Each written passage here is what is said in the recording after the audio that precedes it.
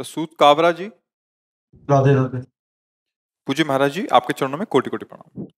महाराज श्री, दूसरों से प्रतिस्पर्धा मन हमेशा करता रहता है, ना स्वयं खुश रहता है, ना दूसरों को देखकर प्रसन्न होता है। इस कारण किसी पर भरोसा ही नहीं रहा। महाराज जी, उपाय बताएं, क्या करें कि देखो, धैर्यपूर्वक सुनिए।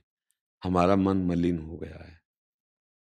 यद्यपि ये स्वरूप में भगवत स्वरूप ही है, इंद्रियाणाम मनश्चास्मि, ये भगवत स्वरूप है, पर माया जनित गलत आचरणों का चिंतन, भोगने का संकल्प और भोग क्रिया, इसने हमारे अंतःकरण को मलिन कर रखा बहुत जन्मों से। कोई हमारा पहला जन्म नहीं हुआ है, बहुत जन्म हो चुके हैं। ये जन्म जन्मांतरों से मलिन मन दुर्वासना मम सदा परिकर्षयन्ति, ये दुर्वासना हमको घसीटती रहती है। मना कष्टान इंद्रियाणि प्रकृति स्थान कर सती, ये मन 5 ज्ञानेंद्रियों के साथ भोगों में विचरण करता रहता है। अब मलिन माया का प्रभाव है नानात्व पैदा करना, भेद पैदा करना, द्वैत पैदा कर देना। अब हम अलग और आप अलग, आप हमसे आगे कैसे बढ़ सकते हो? ये मायाकृत मैं मोर तोर तय माया जेहि बस कीन्हे जीव निकाया, इसी से छूटने के लिए तो अध्यात्म है, भगवत मार्ग है। यदि हम पहली बात हृदय से स्वीकार करें कि हे प्रभु, हम जैसे हैं वैसे आपके हैं, पक्का है, इतना तो कहीं ना कहीं आपके हृदय में है कि आप भगवान के अंश हैं, है ना? इतना भले कैसे हैं क्या है पता नहीं, पर इतना तो कहीं ना कहीं है कि मान तो रहे शरीर को, पर कहीं ना कहीं ये हमारे हृदय में है कि मैं भगवान का अंश हूं, मैं पूर्णतया शरीर तो नहीं हूं, क्योंकि मरेगा शरीर छूटेगा, है ना आपके अंदर? हाँ, तो ये बहुत बड़ी आस्तिकता है, इसे आस्तिकता कहते हैं। जब हम प्रभु के हैं तो हमें आश्रय प्रभु का ले लेना चाहिए। ये जो हमारे अंदर वृत्ति आती है कि मैं सबसे आगे बढ़ जाऊं ना, ये प्रभु की हम हैं इस वृत्ति से आती है, अंदर की तुम्हें बात, क्योंकि सबसे बड़े हमारे प्रभु हैं और उनका मैं अंश हूं, अंदर की बात। क्योंकि हम ऐसे के हैं, बहुत बड़े के हैं, पर दिशा गलत हो गई, हम राग द्वेष करने लगे, राग द्वेष करने लगे, अब ये दिशा गलत हो गई। हमारे अंदर है कि मैं सबसे बड़ा सुखी बन जाऊं, क्योंकि बहुत बड़े सुख के हम अंश हैं। हमारे अंदर है कि कोई ऐसा उपाय हो कि जिससे मैं मरूं ना, क्योंकि हम अविनाशी के हैं, तो हम विनाश से बचना चाहते हैं। अब इसकी दिशा गलत हो गई, हम सुखी होना चाहते हैं परिवर्तनशील नाशवान भोगों से, हम अविनाशी बनना चाहते हैं शरीर से, और ये परिवर्तनशील नाशवान है, ये कभी अविनाशी हो नहीं सकता, और मेरा कभी विनाश हो नहीं सकता, पक्का। मुझे अविनाशी का विनाश करने में कोई सामर्थ्यशाली है ही नहीं। नैनम छिन्दन्ति शस्त्राणि नैनम दहति पावका न चैनम क्लेदयन्त्यापो न शोष्यति मारुता, अग्नेयास्त्र वारुणास्त्र, इनकी ताकत नहीं मुझे मार सके, क्योंकि मैं अविनाशी हूं, भगवदंश। लेकिन ये विनाशी, इसे कोई औषधि या कोई बचा नहीं सकता। जब समय आएगा, श्वास पूर्ति होगी तो चला जाएगा। अब हम द्वेष क्यों करते हैं? क्योंकि हमको शरीर दिखाई दे रहे हैं, व्यक्ति दिखाई दे रहा है, और सच्ची मानो इस शरीर और व्यक्तित्व के अंदर वही बैठा हुआ है जो तुम्हारे अंदर है। अब अपने कर्मानुसार उस शरीर की उन्नति और अवनति हो रही, तो हम क्यों जले, हम क्यों अंदर दुखी हो?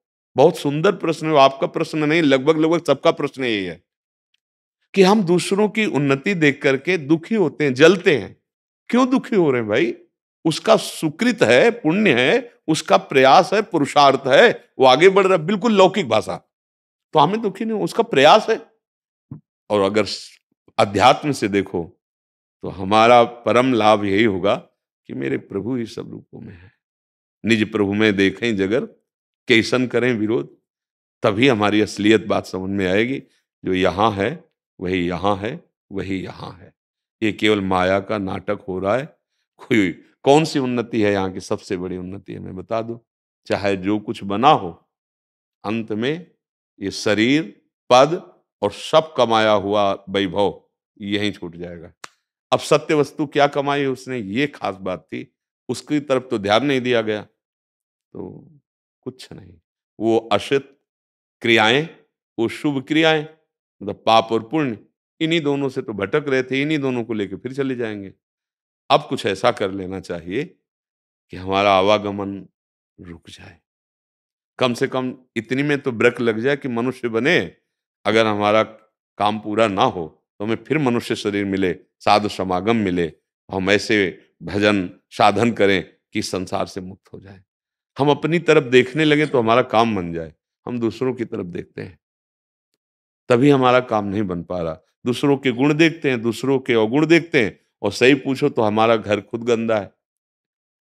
तेरे भावे जो करे भलो बुरो संसार, नारायण तू बैठ के अपनो भवन बुहार। संतों ने ये आज्ञा करी है, यहाँ अपने हृदय रूपी भवन में ज्ञान की झाड़ू लगाओ, बहुत कूड़ा करकट जमा है, और अगर यहाँ साफ हो गया ना तो कोई हमको मलिन दिखाई नहीं देगा। जैसे लोग कह देते हैं, अरे ये तो बहुत पापी आदमी आपके सामने कैसे आ गया, आपको सच्ची कहते हैं। हमें यही लगता है कि सबसे प्यारा मेरा प्रभु आया है, इसको कैसे सुखी कर दूं। क्या अब मेरे पास वाणी रूपी धन है, वही स्वागत में आपके रखते हैं कि आप इससे संशय शून्य होइए और आनंद समुद्र प्रभु की तरफ बढ़िए। हमारे लिए आप किस धर्म के हो, किस संप्रदाय के हो, आपका आचरण क्या है, आप कैसे हो, मुझे इससे मतलब नहीं। आप इसके अंदर आए, मेरे प्रभु हो, अब बोलो आपकी क्या सेवा करें। और आए हो तो निष्फल नहीं, निष्फल नहीं हो सकता आपका आना। आप जाओ, यहाँ कुछ नहीं मिलता प्रगट में, लेकिन तेरे दरबार की आली निराली शान ये देखी, सखावत खुद तेरी गलियों में चक्कर काटते देखा, फैलाया हाथ जिसने तेरे दरबार में आकर, तुझे देते नहीं देखा मगर झोली भरी देखी। जाओ, आशीर्वाद ऐसे नहीं होता। यहाँ अगर ज्यादा होगी तो डांट भी लग जाएगी, पर जब यहाँ से बाहर जाओगे तब तुम्हें पता चलेगा कि हमें क्या मिला। अगर थोड़ा भी शुद्ध भाव करके ही तो यहाँ आया जाता है। दरस परस अघनास बास निज संग करो दिन, तिन मुख हरिजस सुनत श्रवण मानो न त्रिपित छिन। ए भाई, यहाँ कोई और नहीं, केवल वो जादूगर छुपा छुपी का खेल खेल रहा है। इन सब रूपों में जैसे छुपा जाता है ना, तो कोई आश्रय लिया जाता है ना, पेड़ का आश्रय, किसी मकान का आश्रय, कहीं जब छुपा छुपी का खेल खेलते हैं तो छुपते हैं ना। तो मेरा एक प्रभु इतनी जगह में छुपा हुआ बैठा है, बस यही ढूंढ लेना, जीवन मुक्त हो जाना है। इस छुपा छुपी खेल को, हाँ, किसी सूझ वाली आंख ने पहचान की, कण कण में झांकी भगवान मेरा। और आप सच्ची मानो भगवान चले जाए तो इस शरीर को कौन मानेगा, या इस शरीर को कौन मानेगा। फूंक दिया जाएगा, नहीं फूंक दिया जाएगा। भगवान तो हम किससे द्वेष कर रहे हैं, हम क्यों जल रहे हैं। वो अपने कर्म का खेल खेल रहा है और हमें अपने कर्म का हो रहा है। अब हम दोनों कर्म से ऊपर उठने के लिए मानव देह प्राप्त की, वो भूल से उसी में आसक्त है। और आपके ऊपर तो बड़ी कृपा है कि आपको दुख मिल रहा है। अब ये दुख आपको यहां पहुंचाया और यही दुख भगवत प्राप्ति करा देगा। अगर ये दुख बढ़ता जाए कि यार सब छल कपट का व्यवहार है, जिधर देखो उधर स्वार्थ ही स्वार्थ है, यहाँ सब टिकाऊ है नहीं, ना मेरा शरीर टिकाऊ, पहले बालक था फिर जवान हुआ, अब या बुढ़ापे की तरफ, फिर मृत्यु आ जाएगी, ऐसे सारे जगत का खेल है। तो कुछ तो सत्य वस्तु प्राप्त करनी चाहिए, वो है भगवान। अब तो हम नाम नहीं छोड़ेंगे, राधा राधा राधा। हे त्राहिमाम करुणा में प्रभु, भयभीत होकर मैं आपकी शरण में आया हूं, आप स्वीकार कर लो। तो भगवान कहते, जो सभीत आवाज सरनाई, रखियो ताई प्राण की नाई। आनंद आ जाएगा। जीवन में जिस आनंद की खोज अभी तक करते रहे, एक बूंद नहीं मिला, और आप प्रभु की तरफ चलो, यही आपका काम बनाएगा, यही शीतलता प्रदान करेगा, यही सतमार्ग पहुंचाएगा। इसीलिए अब आपके ऊपर तो कृपा है ही। अब मोहि भा भरोसा अनुवंता, बिनु हरि कृपा मिले नहीं संता। तो जहां आपका ऐसा भाव जाए कि बुरा, जलन वाला, तो वहीं एक सूत्र, प्रभु यद्यप हम देख नहीं पा रहे पर आप हो, आपको प्रणाम, बच जाओगे, न पाप लगेगा और न जलन होगी। कुछ दिन होगी और जहां मन पवित्र हुआ फिर आनंद आने लगेगा। आनंद के लिए मानव जीवन काहे को जल। तुमसे भी ऐसे नीची जगह पर लोग हैं जहां खान पान की व्यवस्था के लिए सोचना। भगवान तो आपके ऊपर बड़ी कृपा की है, उधर देखो ना कितनी कृपा है आपके ऊपर। आप ऐसे देखकर क्यों जल रहे हो, ऐसे देखो, या फिर सबसे बड़े को देखो तो जलन नहीं होगी, बीच वालों को मत देखो, नहीं परेशान हो जाओगे। या तो आप नीचे देखो कि तुम्हारे ऊपर कितनी कृपा है, कितने ऐसे जीव हैं शरीरधारी, अन्य योनियों में भी कितना कष्ट पा रहे, तुम्हें मानव देह मिली। इसी मानव देह में कितने ऐसे हैं कि जिस व्यवस्था में आप हो वो व्यवस्था उनको नहीं प्राप्त है, फिर भी वो सुखी है। इधर क्यों नहीं देख रहे? तो आपको लगेगा हमारे ऊपर कृपा है। आप इधर देख रहे हो तो इतने बड़े को देखो कि उससे बड़ा कोई होना नहीं चाहिए, और वो है भगवान। तो आपको जलेगा नहीं, बीच वालों को देखोगे तो जलेगा मन, क्योंकि अभी अज्ञान की धरा होती है ना। इसलिए सबसे प्रार्थना है, नाम जप करो, गंदे आचरण ना करो, कोई गंदा व्यसन मत करो, दूसरों की सेवा का भाव आ जाए, जितना बन सके दूसरों को सुख पहुंचाने का, तो निश्चित भगवान प्रसन्न हो जाए। अगर हमारी एक से भी ईर्ष्या रहेगी ना, द्वेष रहेगा, जलन रहेगी, तो हम कहीं ना कहीं अपने भगवान से गलती कर रहे हैं और वो प्रसन्न नहीं होंगे। तो मैं एक उदाहरण बताते हैं।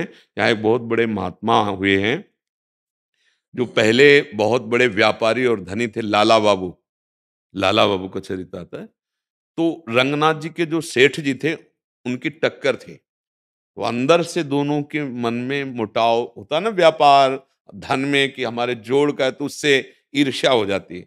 अब वो संत बन गए लाला बाबू, और जय कृष्णदास बाबा के शरणागत हुए। तो एक लंगोटी केवल लगाते थे, बड़े धनी। अब रंगनाथ जी के मंदिर के जो सेठ जी, तो लाला बाबू कितने धनी होंगे। तो एक लंगोटी और भिक्षा की झोली, और कहा बाबा अब हमें विरक्त वेश दे दो। उन्होंने कहा विरक्त वेश नहीं लाला बाबू, अभी विरक्त वेश नहीं।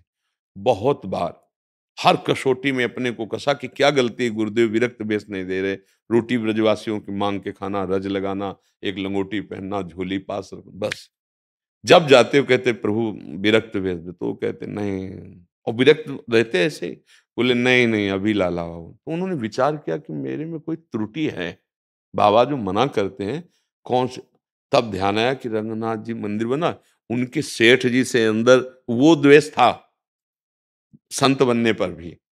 तो उनका इसको कैसे मिटाएं। तो वहां सुबह जो है भिखारियों को कुछ भिक्षा आदि बांटते थे, उनके सेवक जन, रंगनाथ जी के जो मंदिर के सेठ जी थे। तो वहां उस लाइन में जाके खड़े हुए।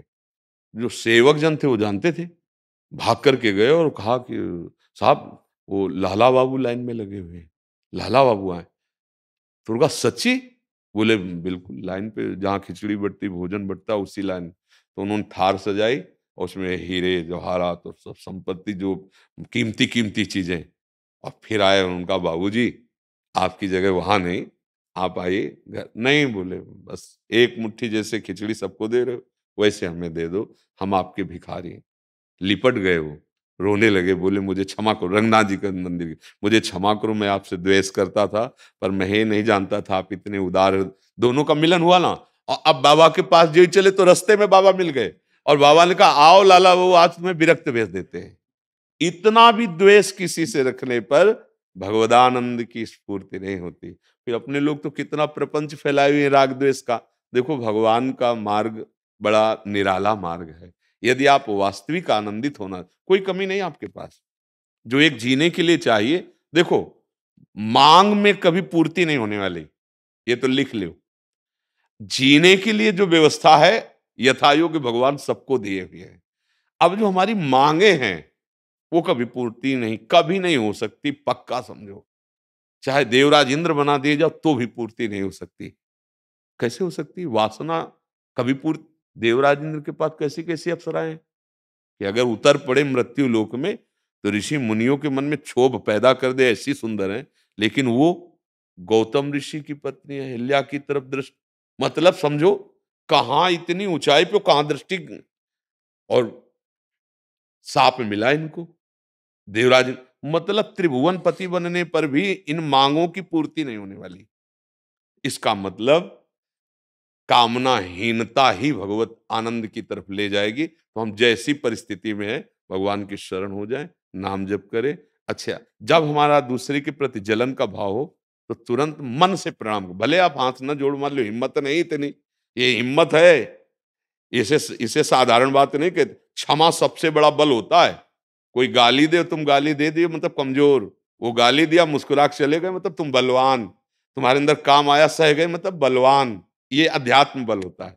इसी से शांति मिलेगी कि हम सब में भगवत भावना का अपने हृदय में सृजन करें, राग द्वेष नहीं। इससे जलना होगा। देखो बहुत बढ़िया आपने प्रश्न किया कि अपने लोग भी दुखी हैं और दूसरे दूसरे को भी दुख देने की चेष्टा, यही हमारा अज्ञान है। हम सत्संग सुने, नाम जप करें और गंदा आचरण ना होने पावे तो ये खत्म हो जाएगा, पक्का खत्म हो जाएगा। नहीं तो बड़ी ऊंचाई तक रहता है, बचो इससे बचो। ये जलाते रहते हैं हृदय को, लेना देना कुछ नहीं। अगर ये संभल ना पाया तो हिंसा में उतर जाते हैं, बिल्कुल अनर्थ हो जाएगा, मतलब जीवन बर्बाद कर देते हैं। यही तो हो रहा है ना संसार व्याप्त, देखो ईर्ष्या द्वेष आदि के द्वारा। जी अनूप सागर जी। राधे राधे महाराज। राधे राधे महाराज जी, आपके चरणों में कोटि कोटि प्रणाम। महाराज जी, मेरा प्रश्न है कि क्या शिक्षा गुरु को मन से अपनाने के बाद भी दीक्षा न होने पर जीवन का सही लक्ष्य प्राप्त हो जाएगा? इन्होंने किसी को अपना गुरु माना था, बट उन्होंने दीक्षा नहीं दिया। वो कहते थे कि हम केवल संगीत में भागवत जी या उसका वो करते हैं, दीक्षा नहीं देते, वो तो कोई संत जन ही देते हैं। वो गृहस्थ में थे, तो बट आज इनको मन में है कि मैं अभी दीक्षा लूं। आपके अभी सत्संग सुनने के बाद प्रेरणा हो रही है। आपकी भूख क्या है आपको देखना है ना, आप कितना तृप्त हो और कितना भूखे हो ये फाइनल आप करो। देखो, गुरु के वचनों पर दृढ़ विश्वास हो जाना यही शिष्य का लक्षण है। अगर हमारे गुरु जी ने हमें कहा है कि राम राम जपो, हरि हरि जपो, कृष्ण कृष्ण जपो, तो वो कंठी बंधे चाहे ना बंधे, गुरु ने हमें दे दिया ना नाम। अब रात दिन हम जपे तो ये खुद भूख पैदा कर देगा कि अब केवल मानने से नहीं, अब मेरा आत्मसमर्पण होना चाहिए।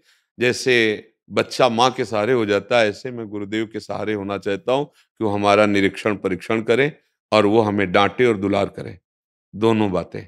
जो हमें डांट सके और जो हमें दुलार कर सके। डांट कर हमें गंदे आचरणों से, गंदे चिंतन से, देहाभिमान से मुक्त करें, और दुलार करें जिससे हम सबकी ममता का त्याग कर उनके वचनों का पालन कर सकें। ये अंदर भूख पैदा होती है। वहां किसी का आदेश काम नहीं करता। जब प्यास लगती है ना तो अपने आप खोज शुरू हो जाती है, पानी कहाँ मिलेगा, केवल हमें पानी चाहिए।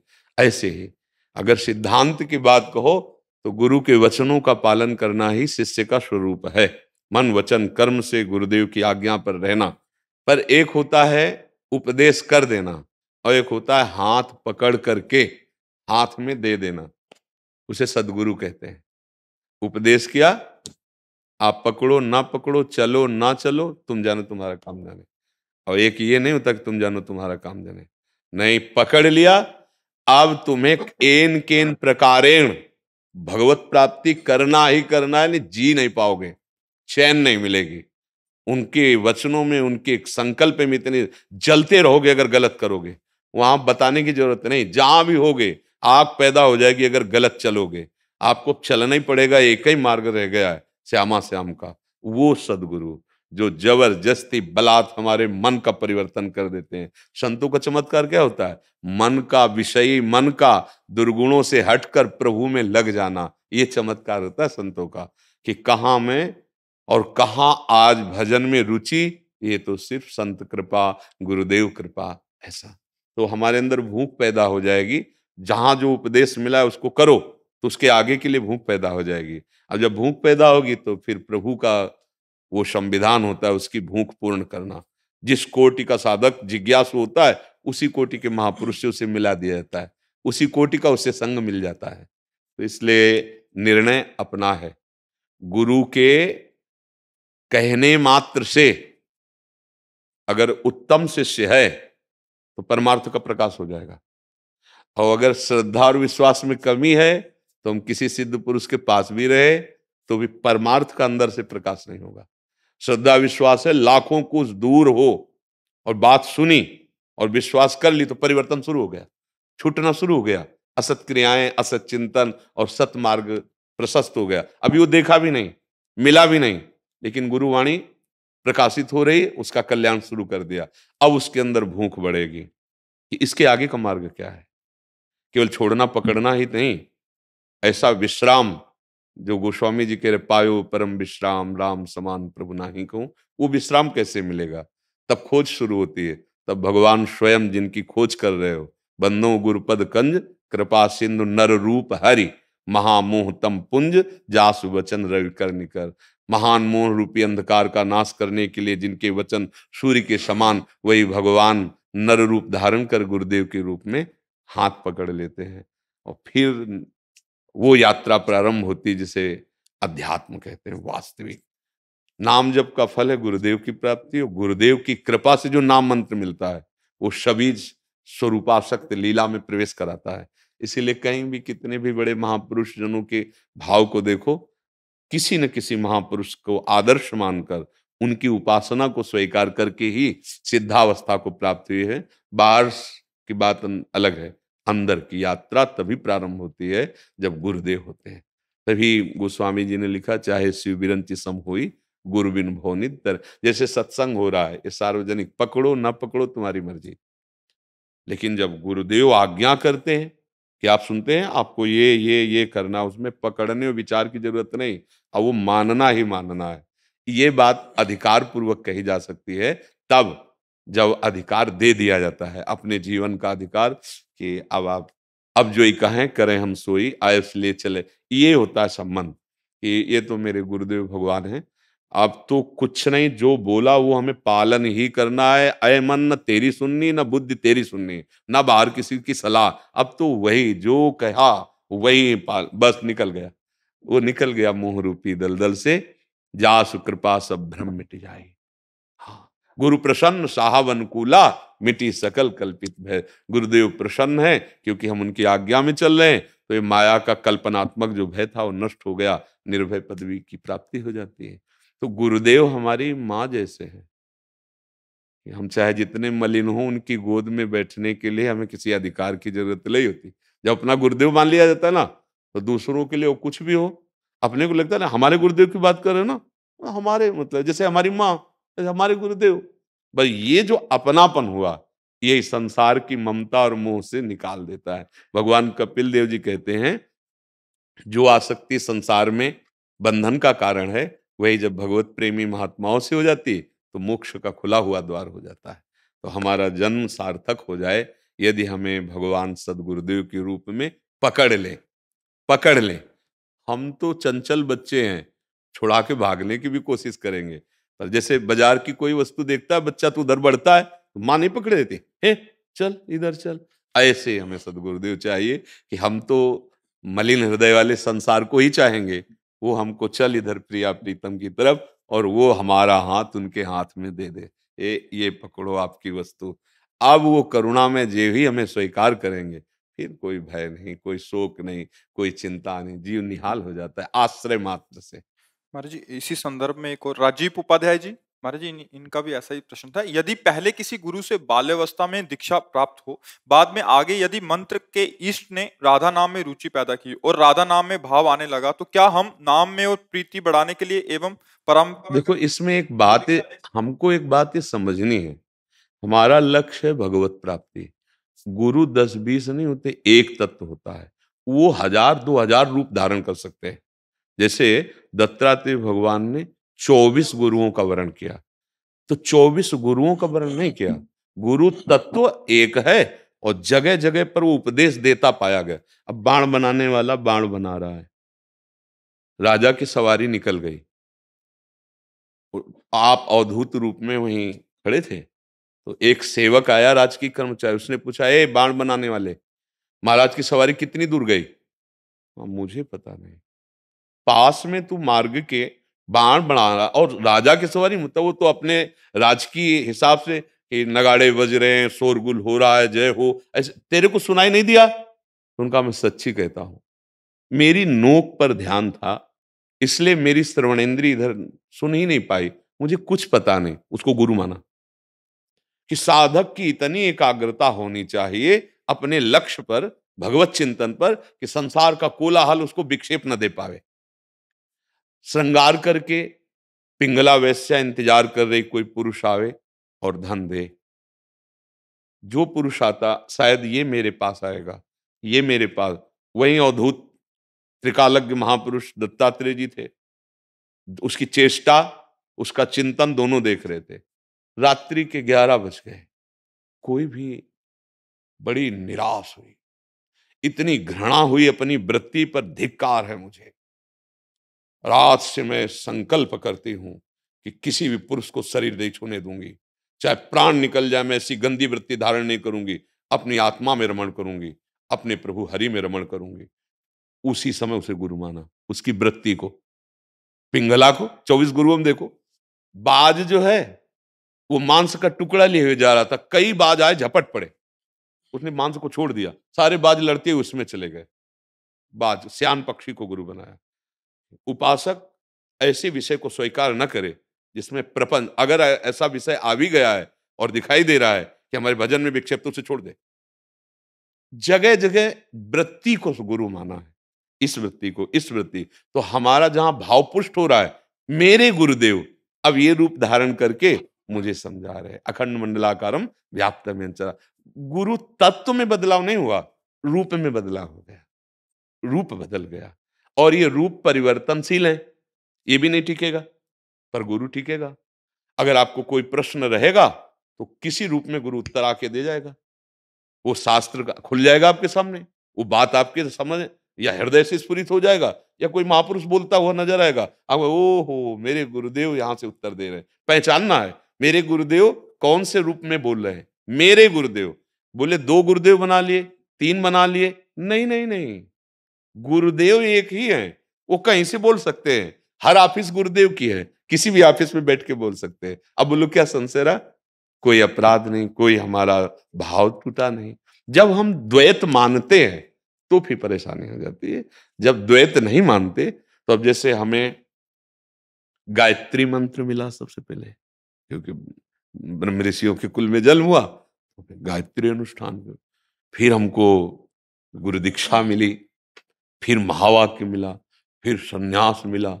अब वो चैप्टर इधर बदला, अब आकर के इधर शरणागति हुई, निज मंत्र वैराग्य भेष, उधर भी। तो फिर क्या है, तो बहुत बदल गए। नहीं नहीं नहीं, हम देखते जा रहे हैं कि वो हमको किस किस रूप में पकड़कर कहां विश्राम दे रहे हैं। अब पायो परम विश्राम, श्री राधा जुग चरण निवास, जस वर्णो हरिवंश विलास। तो अब हमारे मन में थोड़ा कि बहुत गुरु बना लिए क्या? नहीं नहीं, वो एक ही गुरु जिसने पकड़ा था, वो जगह जगह पर अपने रूप को प्रकाशित करके पकड़ता गया और आगे बढ़ाता चला गया। और जहां आए वो गुरु ही था, दूसरा नहीं। इष्ट कौन है? गुरु ही तो है ना, नर रूप हरि। जो हम समझ रहे थे कि ये हमको उनसे मिला देंगे, और जब मिलते हैं तो पता चला जो मिलाने वाले थे वही मिले और कोई नहीं, वही थे, दूसरा कोई था नहीं। गुरु साक्षात परब्रह्म, तस्मै श्री गुरुवे नमः। आशीर्वाद दें खूब, भक्ति प्रेम बढ़े भगवान चरणों में, किशोरी जी चरणों में। वो तो है महाराज जी, है ही, क्योंकि प्रभु के दासत्व की ठसक अगर हमारे अंदर है तो हमें किसी और के आशीर्वाद की जरूरत ही नहीं है। हाँ, हों कहावत सब कहे, ये जो हमारा दासत्व है अपने लोगों का ना, ये गर्व का विषय है। बस हम साधन का बल नहीं रखते हैं, हम केवल साध्य का बल रखते हैं। हमारा बल हमारा शरीर का साधन नहीं, ये कभी भी परिवर्तनशील शरीर छूट सकता है, टूट सकता है, ये हमारे को धोखा दे सकता है। साधन बल नहीं, साध्य बल। हम करोड़ों कल्प तक प्रयास करते रहें तो भी हम आप तक नहीं पहुंच सकते। नाथ आपकी कृपा क्षण में अनुभव करा देगी। बस हम उसी कृपा के लिए विकल बने रहें, उन्हीं की कृपा के संबंध में बहुत बड़ा बल है महाराज जी। मामा प्रयागदास जी महाराज गिरदा लगा रहता था, और जब कोई अयोध्या में पूछता कि मामा तुम तो माला तो चलाते नहीं, अरे वो माला वो चलावे जिसको समझ में ना आई हो। हमारे तो जीजा राम जी जिद्दी जानकी जब हम क्या भजन संबंध। हाँ, असभिमान जाय जन भय सेवक रघुपति पति मोरे। अंदर से पूरा हृदय ठस जाए, भर जाए, ना ही न रहे हो ही अमा ठोर। बस सिया राम की सिवा कोई हृदय में अधिकार किसी का नहीं। अभी अभी परमानंद की अनुभूति हो जाए। बस अपने दासत्व को हमें इतना बढ़ाना है कि हमारे हृदय में किसी इंद्री के विषय का दासत्व या मन के किसी चंचलता के भोग जनित दासत्व का अंकुरण भी ना उठने पावे। केवल सिया राम का दासत्व हृदय में, बस अभी बेपरवाही आ जाएगी, जिसे मस्ती कहते हैं ना, परमानंद की मस्ती। बस, और बड़े कृपालु रघुनाथ जी, बहुत कृपालु हैं, बहुत करुणामय हैं। अगर उनके स्वभाव की तरफ दृष्टि रखेंगे तो अभी मस्ती आ जाएगी।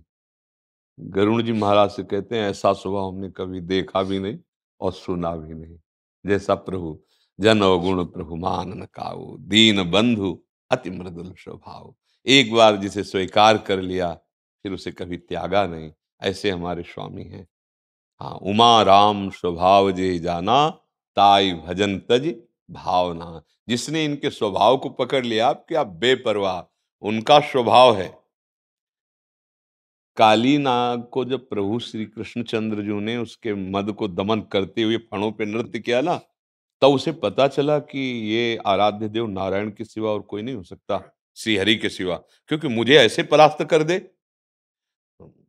फिर कहा, भगवान मेरे अपराध को आप अपराध मत मानना, क्योंकि मेरा स्वभाव आपने बना दिया है, मेरा ऐसा स्वभाव है, मैं जीव हूं, अपना स्वभाव नहीं छोड़ सकता हूं। तो प्रभु आपका भी स्वभाव है करुणा करना, दया करना और पतितों का उद्धार कर देना। बस हमको उनके स्वभाव पर दृष्टि रख ली। हमारा सबसे बड़ा भजन है ठसक। हम वृंदावनवासी जन जो राधा उपास्य, हमारा जो भजन है वो ठसक है। रात दिन हृदय में बस यही ठसक है, मेरी महारानी जो, मेरे लाल जो, बस उन्हीं के भाव से सबसे मिल रहे हैं, उन्हीं के भाव से व्यवहार कर रहे हैं, उन्हीं के भाव से बर्ताव कर रहे हैं। नाहिन रहे हो ही अमाठो। तो अब कोई हमारा है नहीं, उनके सिवा कोई है नहीं, तो वृत्ति जाए तो कहा जाए। मतलब वृत्ति के लिए कनेक्शन चाहिए, संबंध चाहिए, अब कोई है ही नहीं तो के अच्छा जिधर जाए तो उधर जित देखूं तित श्याममयी, तू ही तो अब कहाँ जाएगा। मन अनन्य भजन में तभी लगता है जब ये ठसक, एक अहम जागृत होता है, पवित्र हम, मेरे प्रभु और मैं उनका सिर्फ, बस इसी से काम बन जाता है। और ये जल्दी समझ में नहीं आता, क्योंकि क्रियाओं पर ज्यादा महत्व बुद्धि होती है। हम इतना करते हैं, हम ये करते हैं, हम ये, उसका भरोसा होता है। बात हमें समझ पा रहे हैं? हम जो भी क्रियाएं करते हैं साधना की, उस पर भरोसा होता है, लेकिन वो भरोसा सकिल के चरणों में नहीं जा पाता। और अगर चरणों का भरोसा हो जाए, भरोसो दृढ़ इन चरणन केरो, फिर सब साधन प्रेम में हो जाता है।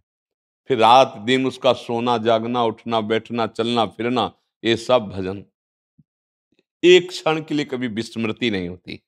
जहां ठसक आ जाती है तो बस हम आप सब भगवान के दास हैं। हमें अन्य आश्रय, अन्य बल, अन्य भरोसा और अन्य के आशीर्वाद की भी जरूरत नहीं। बने तो रघुवर ते बने और बिगड़े तो भरपूर, और तुलसी और ते बले ताबलवे पे। हाँ हाँ, हम ऐसी ठसक में रहला है अपने आराध्य देव रघुनाथ जी की ठसक में। अब तो कुछ नहीं, जिधर देखो उधर उसी का प्रकाश हो रहा, जड़ चेतन जग जीव जत सकल राम में जान। हमारा बस उसी से संबंध, उसी से दृढ़ता, यही हमारे दासों का आंतरिक विषय है, यही स्वभाव है, यही निष्ठा है। और ये हम आपकी स्तुति कर रहे हैं, आपको उपदेश नहीं कर रहे।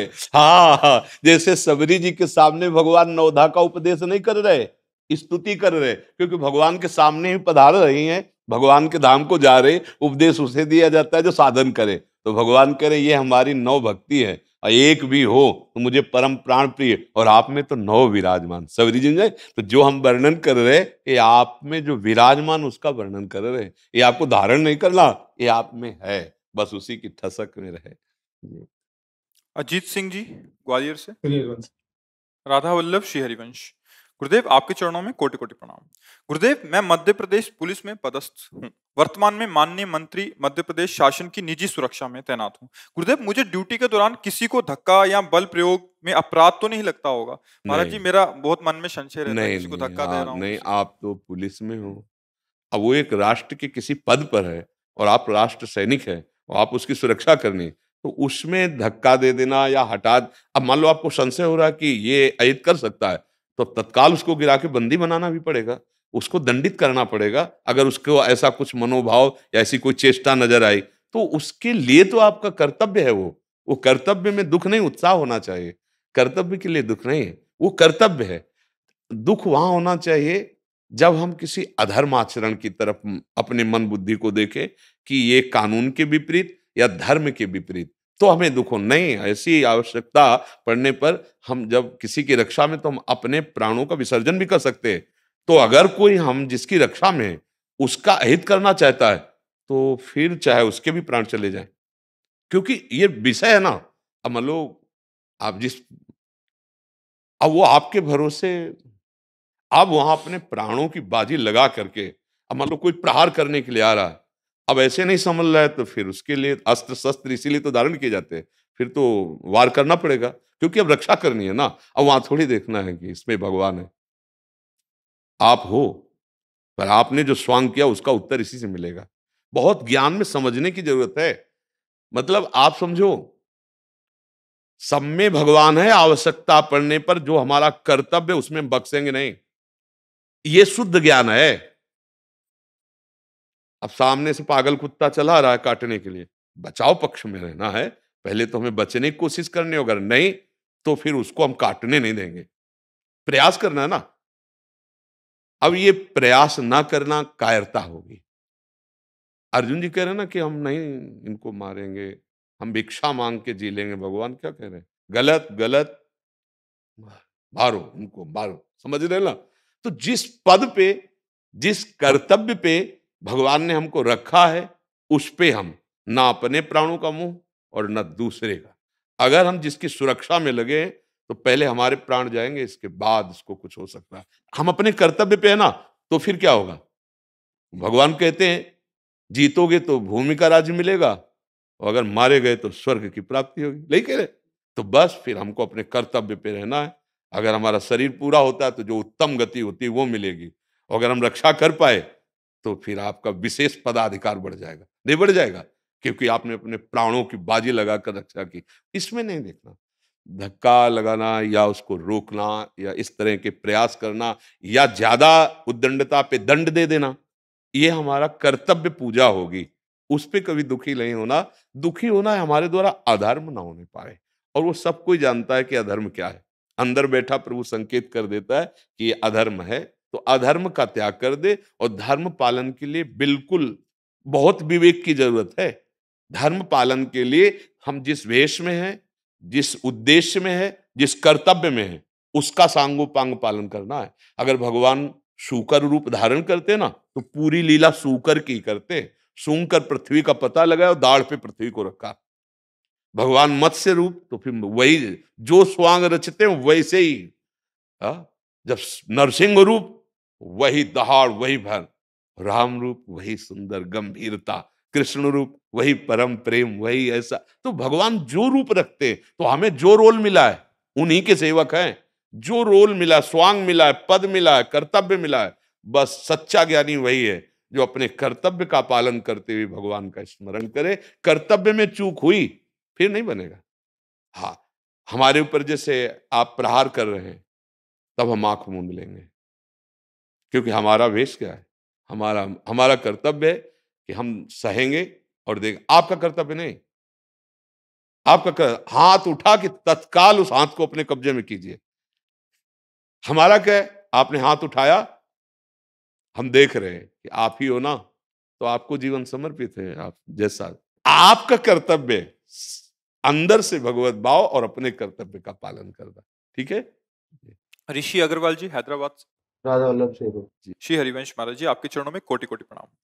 गुरुदेव, मेरे प्रिया प्रीतम, और आपकी कृपा से हम भगवान का नाम लेते हैं जो कि अविनाशी और स्वयं परब्रह्म है। इसके कारण हर समय उत्साह रहता है और छाती फूली फूली से रहती है। ऐसा लगता है कि हमारा कोई क्या बिगाड़ सकता। फिर हमें उस समय विचार आता है कि ये क्या आत्मविश्वास है या अहंकार। इसकी वजह से कई बार डर लगता है कि हाँ, इसी जन्म में अगर अहंकार भगवान हम नहीं तब मिले। मानेंगे जब हम किसी का अहित करने चलें इस बल पे। वो भक्त हो नहीं सकता।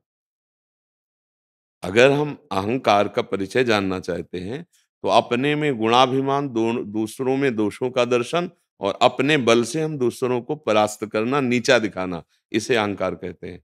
और ये अहंकार कि मैं प्रिया प्रीतम को, प्रभु को हर समय स्मरण कर रहा हूं, तो इस अहंकार में इतनी मृदुता होती है कि वो सबके सामने झुकेगा, दैन्य रहेगा, सबको सुख पहुंचाने की भावना करेगा। इस अहंकार में पवित्रता है, इस अहंकार में उदारता है, करुणा है। मलिन अहंकार में ये जो देह का भाव है ना, और गुणों का अभिमान है, मैं विद्वान हूं, मैं ऐसा गुणवान हूं, मैं ऐसा, मैं, इसमें दोष है। लेकिन प्रभु के जैसे हम अपने लोग कहते हैं मेरी महारानी श्री राधा रानी, हमारे माई श्यामा जी को राज, तो इसका मतलब थोड़ी है कि ये अभिमान से हम दूसरों को द्रोह करने, नहीं, दूसरों के सामने और झुकना आ गया। इस अभिमान से मुझे दूसरों को बांटना आ गया।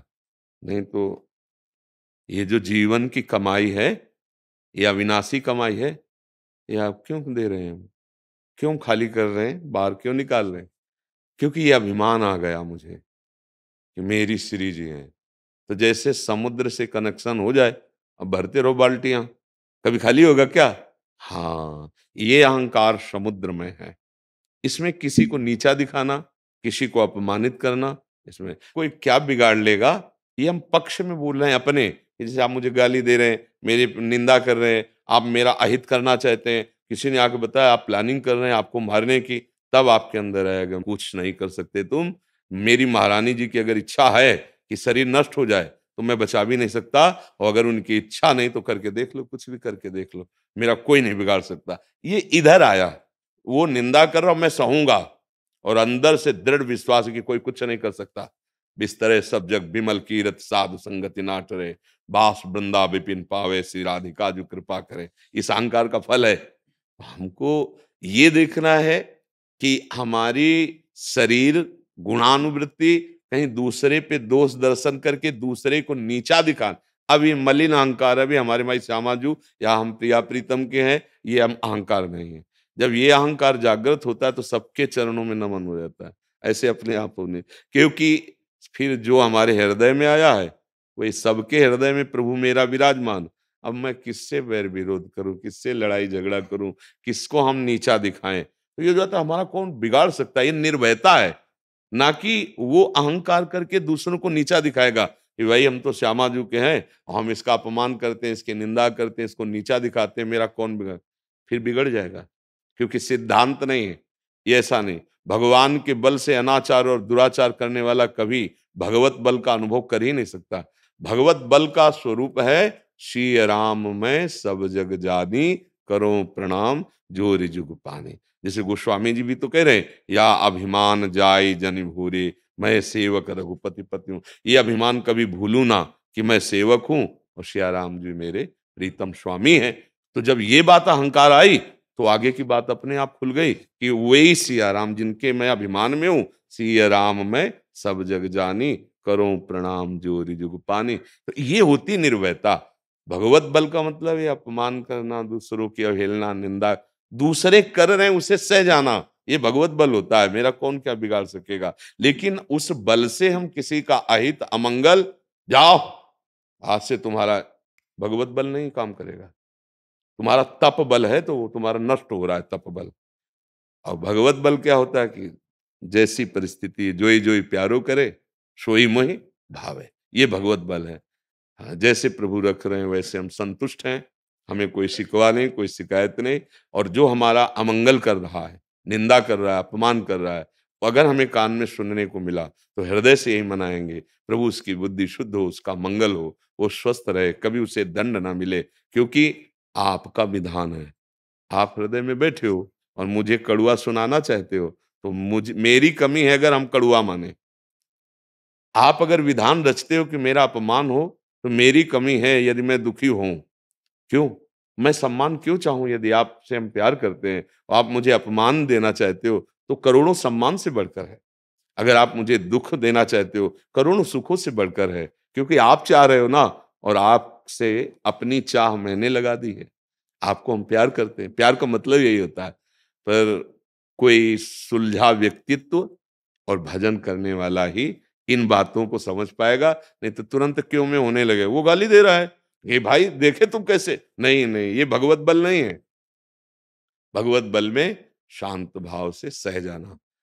अब कहते अगर सहने की बात है तो अर्जुन को युद्ध के लिए क्यों भगवान ने कहा कि मारो इनको? तो पहले कई बार संधि भगवान ने भेजी है, और यहां तक कह दिया चक्रवर्ती सम्राट पद पे बैठने वाले युधिष्ठिर जी, उनको छल से जुए में हराया। भगवान से इतनी बात इनकी पांडवों को हो गई कि अगर 5 गांव दे देंगे तो हम युद्ध नहीं करेंगे। तो उन्होंने कहा सुई की नोक भर नहीं देंगे बिना युद्ध के। तो अब भगवान ने कहा छात्र धर्म कहता है युद्ध करो, और वहां भगवान उपस्थित है, धर्म पूर्वक युद्ध आया है। ये युद्ध का विषय नहीं कि कोई हमें गाली दे हम उसको मारे, या कोई हमारा अपमान करे हम उसका बुरा मनाए। नहीं, उमा संत कही है बड़ाई, मंद करत जो करे भलाई। हमारा मार्ग है कि अगर अपमान, दुख, निंदा, ऐसी कोई बात हमारे सामने, तो भगवान उसका मंगल करें, भगवान उसको सद्बुद्धि दे, भगवान उसे स्वस्थ रखे, अमंगल नहीं। क्यों? क्योंकि वो भगवान का मंदिर है, उसमें भगवान बैठे हैं। तो वो हमें गाली क्यों दे रहा है? क्योंकि हमें पक्का कर रहा है कि तुम्हारी साधना पक्की हुई कि नहीं। जैसे कुम्हार मटकी को बजा कर नहीं दिखाता, देख लो बिल्कुल पक्की है। ऐसे भगवान अपने भक्त के हृदय की स्थिति समाज को दिखा रहे हैं। अपमान कर रहा है, गाली दे रहा है, वो कह रहे हैं तुम्हारा मंगल हो, तुम स्वस्थ रहो। अब संतों का तो बहुत विशाल हृदय होता है। साधो निंदक मित्र हमारा, संतों ने कहा है ए भाई, ये निंदा करने वाले मेरे मित्र हैं। बोले कैसे हो सकते हैं मित्र? तो बोले बिना डंडा के झंडा नहीं फहराता, नहीं फहराता ना, ये डंडे हैं। अगर भक्तों का विरोध करने वाले ना होते तो कोई जानता ही नहीं कि भक्त कितनी ऊंचाई पे है। जब जहर पिलाया गया, उनको मारने की कोशिश की गई और वो अपनी निष्ठा में तब लगाया, क्या भक्त है। जैसे प्रहलाद जी, मीरा जी, बड़े बड़े महापुरुष। तो क्या हुआ, इस इनके भक्ति के झंडे को फहराया किसने? विरोधी पक्ष ने नहीं फहराया। यार डंडा तो चाहिए ही झंडा फहराने के लिए। तो अगर भगवान डंडा तैयार कर रहे हैं तो दुखी होना है क्या? नहीं, ये भक्ति की निर्मलता है। अब फहराएगा विमुख रूपी डंडे के ऊपर भक्ति का झंडा। मीरा जी की महिमा हम क्यों गाते हैं? उनके इतने विरोध पर भी उन्होंने गिरधर को प्राणों से प्यार किया। मेरे तो गिरधर गोपाल दूसरो ना कोई। प्रहलाद जी पहले भक्तों की गणना में, जहां भक्त नाम शुरू होता है तो पहले प्रहलाद, नारद, नारद जी गुरु हैं दूसरे नंबर पे, पर पहले प्रहलाद 5 वर्ष का बालक, और इतनी निष्ठा कि त्रिभुवनपति हिरण्यकश्यप क्या क्या विरोध कर रहा है, पर वो कभी शिकायत नहीं की, ना प्रभु से बोले और ना हिरण्यकश्यप से बोले इस विषय की कि मुझे क्यों कष्ट दे रहा है।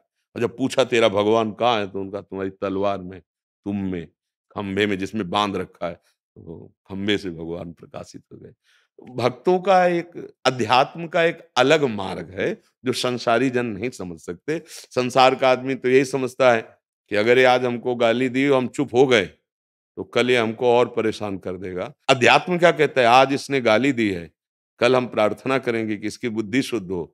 अगर ये कल भी गाली देगा तो हम कल भी प्रार्थना करेंगे भगवान इसका मंगल करे, इसकी बुद्धि शुद्ध करें। ये बहुत थोड़ा नीचे की धरा की, ऊपर की धरा में वो साक्षात भगवान को देगा। ए अब चाहे जितना तुम नाटक करो, छुप नहीं सकते यार, तुम ही हो मेरे प्रीतम हो, बस अंदर से मुस्कुरा रहा है। एक संत भगवान को 2-3 चोर मिले। अब उनकी झोली में गीता, भागवत, ये भगवान की छवि यही सब होती। ढूंढा, जब कुछ नहीं मिला तो उन्हें गुस्सा आई, तो एक ही ईंट उठाई, खोपड़ी मार दी, तो खून बहने लगा। अब वो चले गए, इतने में गाड़ी से डॉक्टर जा रहा था, उसने देखा संत के खून बह रहा, गाड़ी में बैठाला, अपने अस्पताल ले गया, पट्टी बांधी और उनको पवाने के लिए दूध लाया और कहा बाबा कई लोग एकत्रित हो गए, सच्ची बताना तुमको किसने मारा, तुम जानते हो? बोले हाँ। किसने मारा? बोले आपने। अरे बोले बाबा मतलब आपका दिमाग सही काम कर रहा है। बोले अब नहीं भुलावे में डाल सकते, आप ही मारे, आप ही उठा के लाए, आप ही दूध पिला रहे हो, अब आपके सिवा कोई नहीं है। वो डॉक्टर के होश उड़ रहे थे कि समझ रहे, तब वो जब व्याख्या करके बताया तब समझ में आया आपके सिवा कोई नहीं, आपका ही खेल चल रहा है। और भगवान भी कह रहे हैं मेरे सिवा कोई नहीं, मत्ता परतरम नान्यत किंचित अस्ति धनंजय। अब ये मार्ग कैसे संसारी आदमी को समझ में आएगा? जो मोह में डूबा हुआ है, अज्ञान में, वो इन भागवतिक बातों को समझ पाएगा? उसको तो लगेगा कि। और एक बात और है, अगर हम सह गए और सामने वाला ज्यादा उद्दंडता करता गया तो हमारी तरफ से तो मंगल रहेगा, लेकिन बीच में सिस्टम है, वो मंगल को रोक देगा। और उमा क्षमा श्राप होते भारी, अपने कर्म जाए अपकारी, उमा क्षमा साप होते भारी। आप समझ लो उसके लिए इतना भारी पड़ेगा। एक उदाहरण में आता है कि नाव में बड़ी नावें नहीं चलती जैसे विशाल दरिया में कि 100-100 500-500 लोग बैठ जाते हैं, और तो उसमें एक उस संगीन लेके चलने वाले जैसे पहले होते थे कि चाकू लगी हुई बंदूक ऐसे ना, तो 2 सरकारी कर्मचारी भी थे और एक साधु अपने शिष्य के साथ बैठे थे। और उनके बड़े लांग बूटे से तो ऐसे जूता मारा ऐसे, ए हट, अब बाबा जी की वक़्त तो कोई भक्त समझेगा। तो अब वो और शकीले पास में गुरुजी और सब सटे बैठे थे, जगह थी नहीं। फिर ऐसे पैर की ठोकर मारी, कई ठोकर मारी। अब जगह हो तो वो बेचारे सहन करते रहे, एक थप्पड़ मारा कस के, क्योंकि पदाभिमान होता है ना, अब वहां कोई बोल तो सकता नहीं, वो शांत ऐसे बैठे रहे। जब नाव पार हुई तो कुछ पानी ऐसा होता है जिसमें नाव नहीं चल सकती, मान लो इतना इतना पानी है, अब नाव तो उसमें चल नहीं सकती, तो अब वो जूता मोजा पहने थे तो उसी बंदूक को ऐसे लगा के छलांग लगाने की कोशिश की, वही जूता जिससे ठोकर मार रहे थे, पीछे फिसला और वो चाकू उनके ऐसे, एक संत ने घटनाएं बताई थी, चाकू ऐसे पूरी घुस गई और बस वहीं। तब जब गुरुदेव उतरे तो उन्होंने बहुत डांटा कि अगर 2 शब्द बोल देते तो बच जाता है, तुम पूरे सह गए, बोले नहीं ना, ये भगवान को पसंद नहीं आया, तत्काल दंड मिला, साधु अवज्ञा तुरत भवानी, कर कल्याण अखिल के हानि। तो उमा समा क्षमा साप होते भारी। अपने को एक नहीं मनाना है कि उमा क्षमा साप होते भाई, अपने को यही मनाना है मंगल हो, तो उससे क्या होगा, मेरा भगवत भाव हो जाएगा, मैं परमानंद में डूब जाऊंगा। किसका प्रश्न था? आपको समझ में आ रहा जी? राधा राधा राधा राधा राधा राधा राधा राधा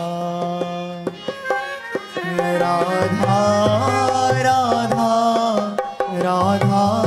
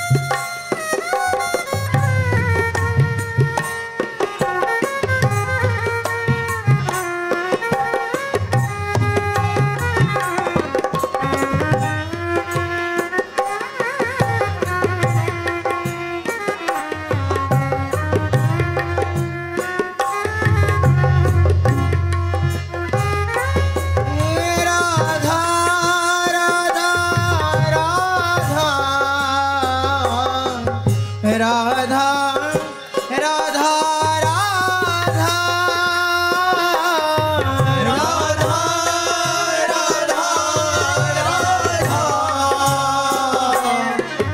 राधा राधा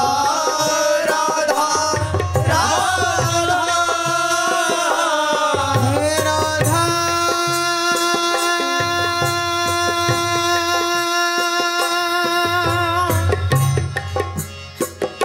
श्री राधा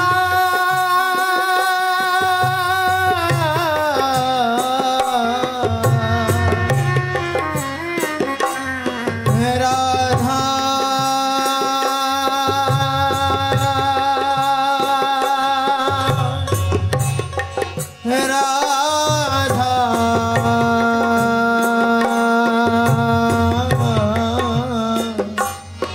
राधा राधा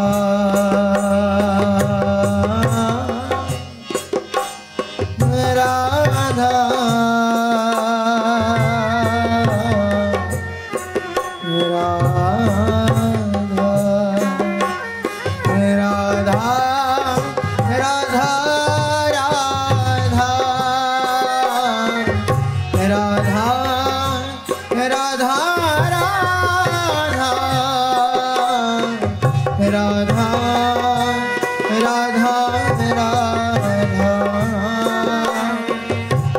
राधा राधा राधा